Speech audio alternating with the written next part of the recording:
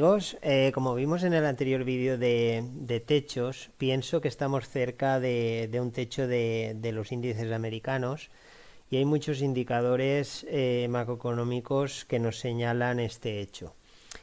También hemos llegado a niveles técnicos de niveles Fibonacci que yo utilizo tanto en el Nasdaq como el Dow Jones como en el S&P 500. Vamos a empezar con el Nasdaq, que es el que más subió y más ha liderado toda esta subida.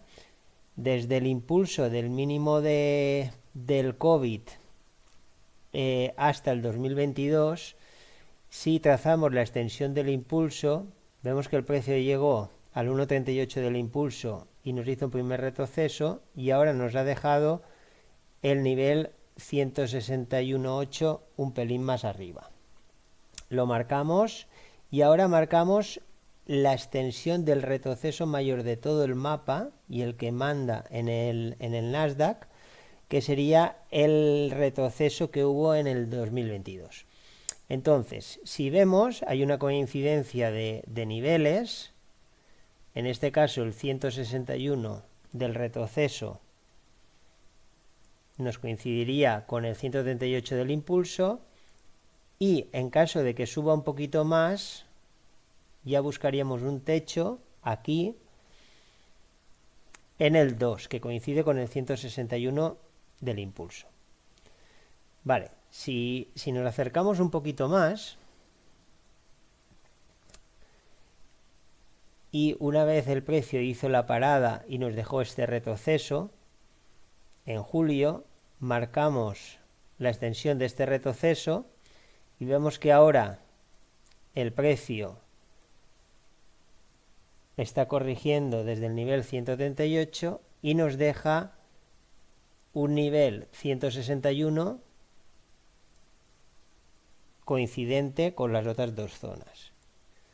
¿Vale? Aunque tengamos aquí también un 2 un poquito más arriba, para mí una corrección interesante es mejor que venga de un 138 o de un 161 en este caso, que nos indica menos fortaleza alcista. Entonces, aquí tenemos dos situaciones: que nos venga ya el techo desde aquí y de una zona más importante y coincidente, que sea que nos haga un rally de Navidad y el precio nos venga a esta zona y desde aquí se produzca la corrección mayor. ¿Vale? Esto sería en el Nasdaq. Vamos a ver en el Dow Jones, que a mi parecer es el que primero ha empezado a corregir, y pasaría lo mismo. Trazamos la extensión del impulso post pandemia,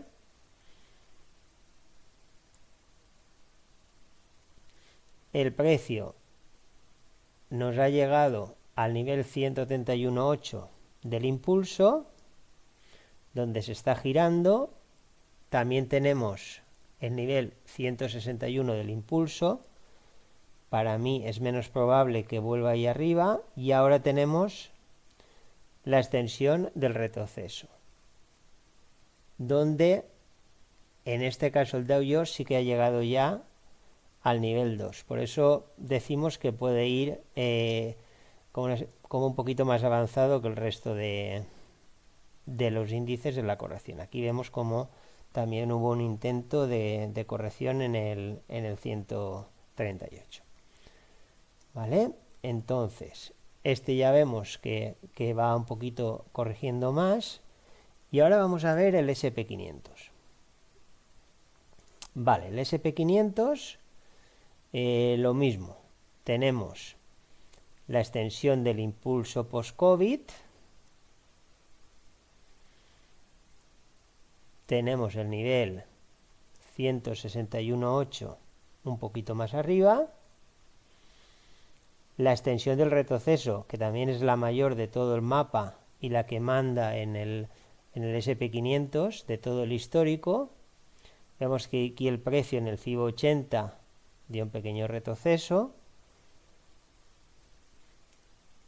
Y vemos que el precio en el nivel 138 el retroceso ya intentó corregir algo. Después el retroceso mayor lo hizo en el nivel 161 y ahora ha sido rozar el nivel 2 y fijaos en la vela tan interesante que ya ha hecho hoy. Lo vamos a ajustar un pelín más.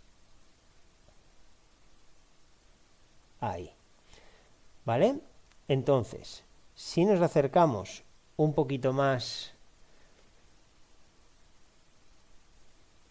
aquí, vemos que en toda la subida tenemos esta corrección, que es la que marca un poco la parada.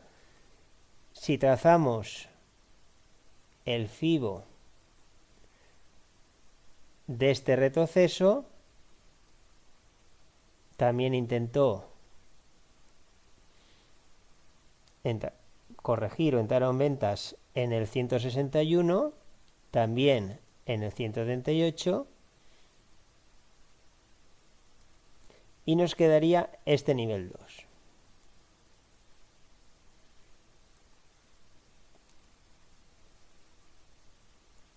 Vale, entonces para mí en el SP500 no le queda mucho más. Lo normal sería que, como mucho, de esta zona donde ya se ha iniciado una pequeña corrección, puede ser ya la buena, o que vuelva a subir esta zonita y baje. Yo de hecho estoy corto desde aquí.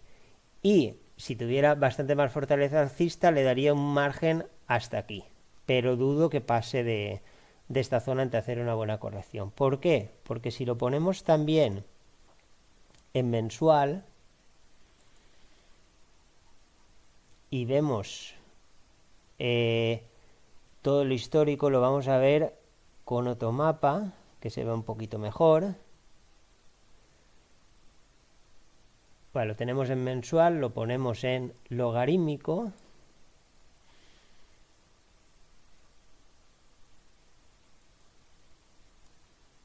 A ver si termina de cargar. Vale, aquí lo tenemos. Vale, si os fijáis, desde el techo de 1929 al techo del 2000, si trazamos una línea de techo, en este momento, en gráfico logarítmico y en mensual, vemos que el precio ha llegado a tocar la línea y es donde se ha iniciado esta vela tan bonita de hoy. ¿Vale? Si lo volvemos a poner en escala lineal, también vemos un detalle interesante. Si os fijáis, toda la subida post pandemia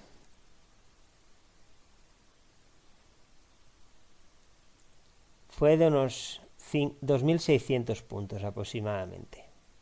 Y este tramo de subida, a partir de 2023 hasta donde ha hecho el techo, coincide exactamente los mismos puntos. ¿Vale? Por lo tanto, ya si utilizáis Elliott o otro tipo de métodos, aquí en este caso esta onda A, B, C, la A sería igual a la C. Y también es curioso porque esta corrección es exactamente del 50% de lo que sería la onda A y la onda C, es decir, serían aproximadamente unos 1.300 puntos. De hecho, si trazamos un FIBO desde este mínimo hasta este máximo y configuramos el FIBO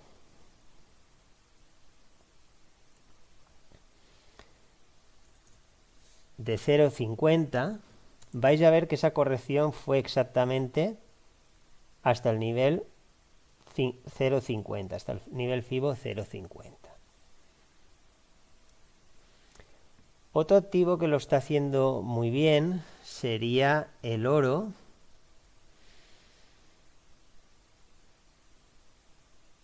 Vamos a, por ejemplo, aquí. Si vemos el gráfico del oro en mensual, vemos también que el retroceso mayor histórico sería este, y si trazamos un FIBO del retroceso, vamos a ver que el precio fue llegar al nivel 2 y producirse este retroceso. Como veis, lleva dos velas mensuales muy importantes. Si nos bajamos de temporalidad, por ejemplo, a un diario,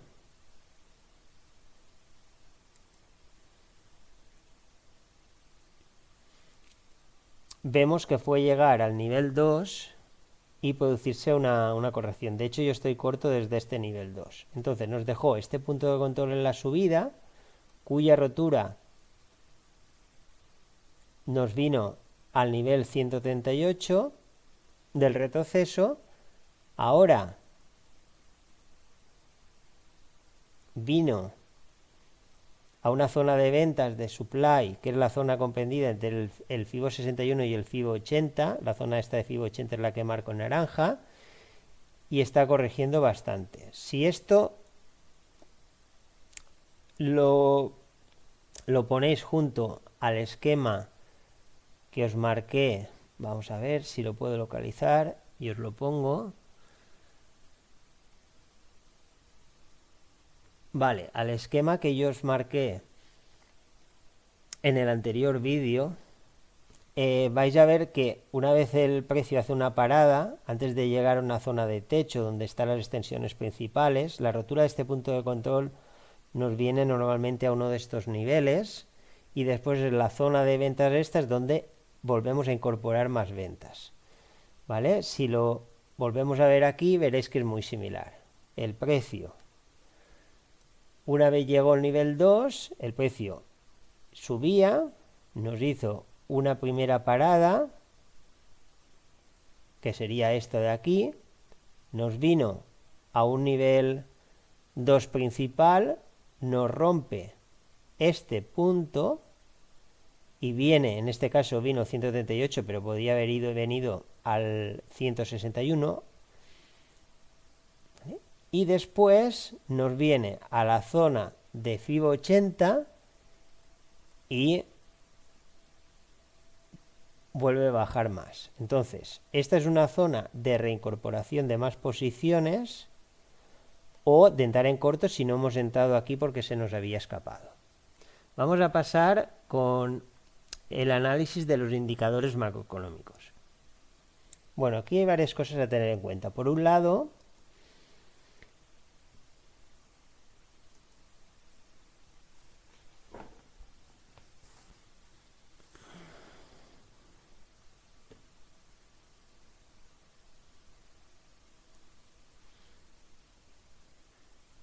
como vemos aquí, los insiders están en niveles de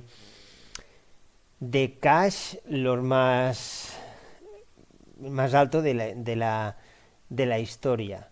Han vendido muchísimas acciones corporativas. ¿Vale? Esto por un lado. Después tenemos a Warren Buffett, que normalmente no se suele equivocar mucho, que también está en niveles de cash nunca vistos. Y después el Buffett Indicator también está más de 2 desviaciones estándar por encima de lo normal. ¿Vale? Esto por un lado. Vale, después tenemos que hay una desinversión de la curva, y como sabéis, en todas las ocasiones que ha habido una desinversión de la curva, se han producido crashes en la bolsa y recesiones. Entonces aquí veis en todos los años que se han producido desinversiones de la curva, como pasó en los 90, en el 2000, en el 2008, en el 2020, y vamos a ver lo que pasa ahora en el 2025.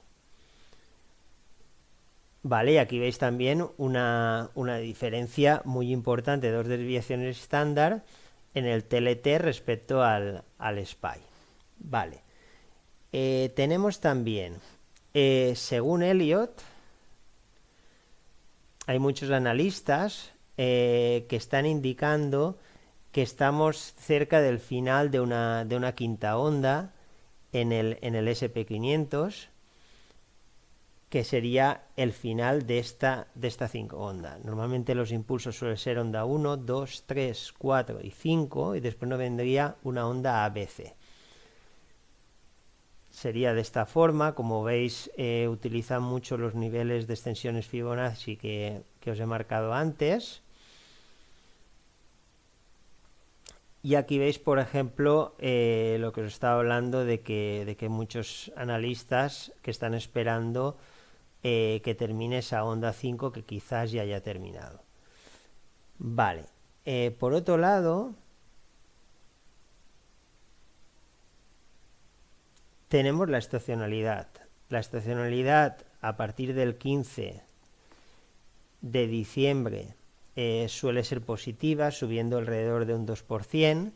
Lo que pasa que este año puede ser diferente, porque si tenemos en cuenta que es el año que más ha subido la bolsa en los últimos 100 años, quizás el rally ya se haya producido durante lo que llevamos de año. Y no nos venga ese rally de Navidad, o quizás aún lo haga y suba al pequeño nivel que falta por arriba de los niveles que os había marcado. Otra cosa interesante sería que normalmente la bolsa el año de elecciones suele subir, pero el año siguiente, que es el primer año electoral, por estacionalidad desde el año 1886 a 1983, normalmente siempre suele ser bajista. El primer año electoral y la mitad del segundo año, que coincide mucho con el análisis que os decía de que yo espero en 2025 y mitad de 2026 bajistas. Si lo veis aquí, coincide mucho con el ciclo que yo os comparaba de los años 60-70, donde hizo un techo en diciembre del 68 que coincidiría con el diciembre del 2024 que estamos ahora, y hasta junio de 1970 tuvimos un mercado bajista. Esto fue un año y medio, el año 69 y mitad del año 70, que coincidiría con el año 25 y mitad del año 26. Y también en otra gráfica de estacionalidad podemos ver que desde el año 1929 a 2021 normalmente el primer año electoral es en el que más recesiones se han producido. Por lo tanto, el primer año electoral coincidiría con el año 25, entonces para mí es muy probable de que tengamos una recesión. ¿Vale? A partir de aquí hay que tener en cuenta varios factores también. Por un lado, es que la inflación, aunque se piense que está controlada, persiste ahí, y es muy probable que, como pasó en los años 60, suba. De hecho, todo el petróleo y el gas natural está muy bajito. Entonces, es muy probable de que la inflación vuelva a subir, como pasó en esta comparativa, y nos metamos en una recesión importante. También vemos que los niveles del SP, esto no está actualizado, ahora estaríamos mucho más arriba, respecto de la media, ajustado a la inflación, hay una desviación muy importante.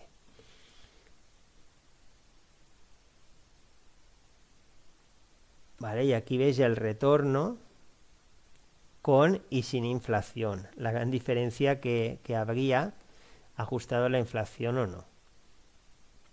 Por otro lado, tenemos que tener en cuenta también que se cortaron tasas de tipos de interés, y aunque esto en principio es positivo para los mercados, porque más gente tiene acceso a capital más barato para invertir en criptomonedas y en activos, Normalmente siempre que se ha producido un recorte de tasas, al cabo de unos meses ha habido una corrección importante en el mercado. Entonces aquí, por ejemplo, lo podéis ver, que normalmente una vez la Fed pivotó y recortó tasas, en todas estas ocasiones, en meses posteriores, hubieron correcciones importantes en la bolsa. ¿Vale? Y después, otra cosa importante serían las valoraciones. Las valoraciones están a niveles solo vistos desde la burbuja de las .com. Entonces esto tiene que explotar por algún lado, porque aunque esté la inteligencia artificial y pensemos que es más productivo, estamos muy elevados. Aquí veis el Bull Bear Indicator también en niveles nunca vistos, y estos niveles siempre han precedido a una recesión. El momentum también está en niveles de los años 2008. El Cape Ratio también. Y aquí podéis ver varias gráficas. Bueno, esto serían las estimaciones de los grandes bancos. Para mí van muy desencaminados, que en 2025 lleguemos a esos niveles. Para mí estaremos mucho más abajo. Y este gráfico no está actualizado, pero sería la capitalización de M2. En este caso estaríamos ya muy cerca también de la burbuja. Aquí tenéis el Cape Ratio también con una desviación muy importante. ¿Ves? Y esta sería la máxima, la concentración que hay ahora en el mercado, que sería también nunca vista. De hecho, toda la gente quiere estar invertida.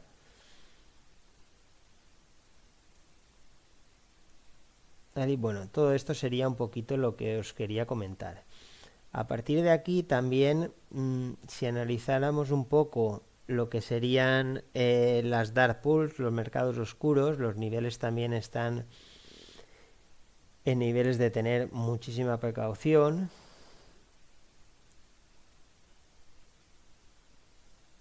¿Vale? Como veis aquí hemos llegado a unos niveles muy altos del GX y el DIX en niveles muy bajos. Todo esto nos indica de que pueden venir ventas.